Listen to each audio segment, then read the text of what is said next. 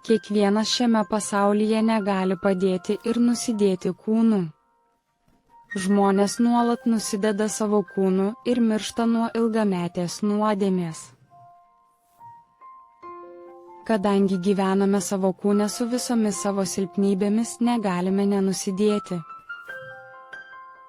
Krikštu Jėzus nuplovė visas pasaulio nuodėmes. Jis ne tik nuplovė mūsų galvos ir kūnus, bet ir mūsų pėdos. Tai yra visos mūsų būsimos nuodėmės. Tai yra Evangelija apie atgimimą iš krikšto. Jėzaus. Po Jėzaus krikšto Jonas Krikštytojas liudijo, štai Dievo avinėlis, kuris naikina pasaulio nuodėmes. Mes turėtų tikėti, kad visos pasaulio nuodėmės buvo nuplautos, nes buvo perduotos Jėzui per jo krikštą. Gyvendami šiame nuodėmingame pasaulyje, mes negalime nenusidėti.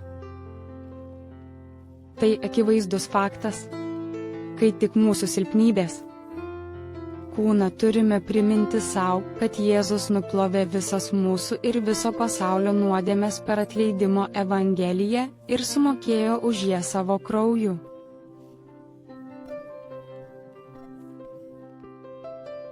Iš visos širdies turėtume jam dėkoti. Su tikėjimu išpažinkime, kad Jėzus yra mūsų gelbėtojas. Dievas. Šlovinkite Viešpatį.